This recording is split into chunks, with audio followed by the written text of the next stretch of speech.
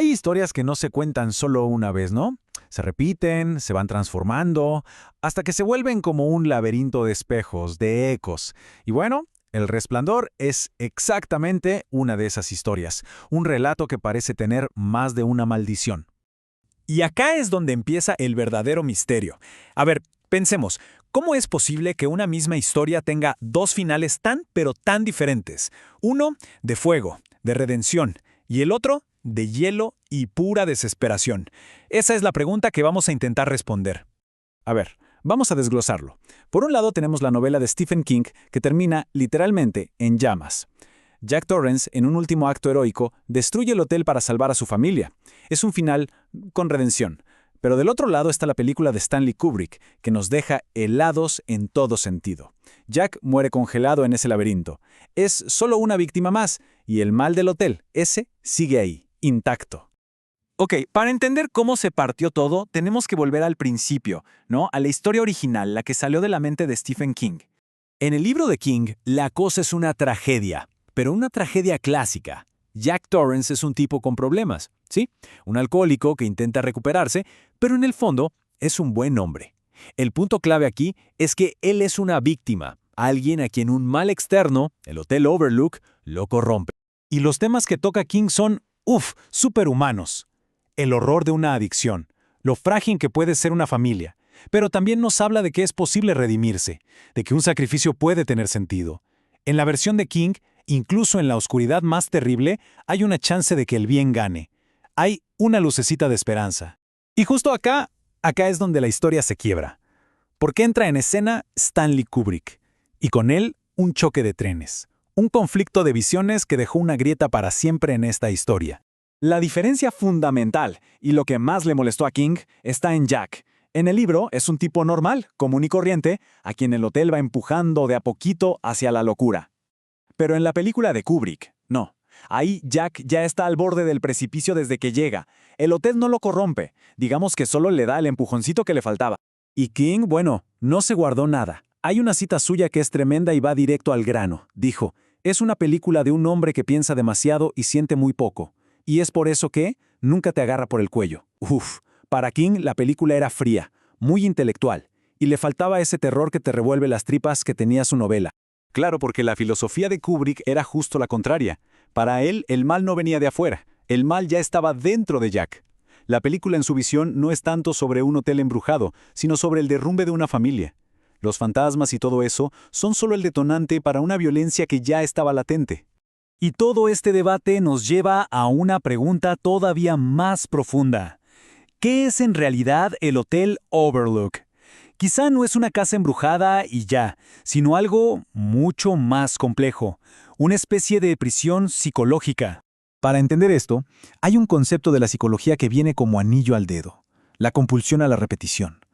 Es esa tendencia, muchas veces inconsciente, que tenemos de repetir una y otra vez una situación traumática, casi siempre con resultados terribles para nosotros mismos.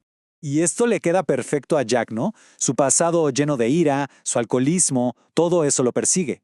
El aislamiento del hotel no es que crea el problema, sino que es el escenario perfecto para que todos esos patrones destructivos salgan a la luz y se repitan.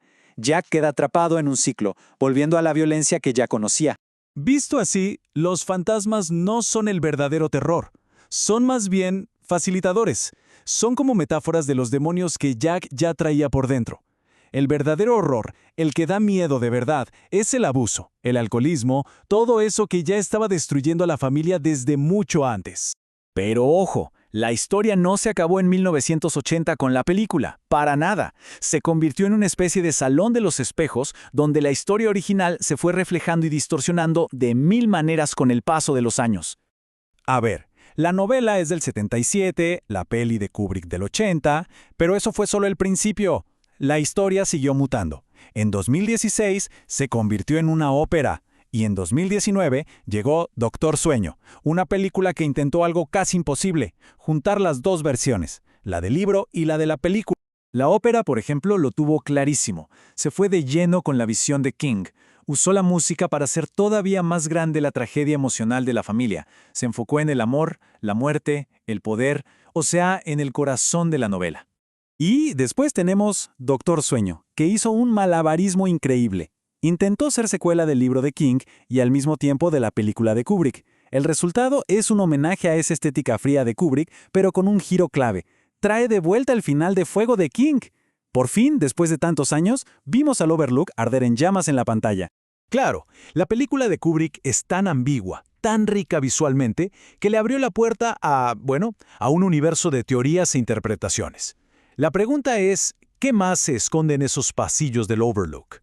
Hay de todo. ¿Es una alegoría sobre el genocidio de los nativos americanos? ¿O una metáfora del Holocausto? Algunos dicen que es una crítica al imperialismo, otros que es un retrato brutal de los ciclos de abuso familiar. Es como si el hotel contuviera todos los horrores de la historia humana. Y no es que la gente se invente esto de la nada. Kubrick llenó la película de pistas. Nos dicen con todas las letras que el hotel se construyó sobre un cementerio indígena. Hay una escena donde Jack menciona la carga del hombre blanco. Parece que ningún detalle está ahí por casualidad. Y todo esto nos trae de vuelta al final, a ese misterio que sigue intacto, a la imagen más icónica y extraña de toda la película, esa famosa fotografía final. El mismísimo Stanley Kubrick dio una pista. Dijo que la foto sugiere que Jack es una reencarnación de alguien que ya había estado en el hotel, que está atrapado, condenado a repetir ese ciclo de violencia por toda la eternidad. Pero, ¿y si ni siquiera la explicación de Kubrick es la respuesta definitiva? Porque a lo mejor el verdadero poder del Resplandor no está en encontrar la versión correcta. A lo mejor está en esa tensión que nunca se resuelve entre todas las versiones, la de King, la de Kubrick y la que se forma en la cabeza de cada persona que la ve o la lee. Al final la historia es eso, un espejo roto en 1000 pedazos, y cada pedazo refleja algo distinto, algo terrorífico. La pregunta entonces ya no es sobre Jack Torrance o sobre el hotel, es sobre quiénes miramos. Cuando nos asomamos a esos pedazos rotos, ¿qué parte de nosotros es la que nos devuelve la mirada?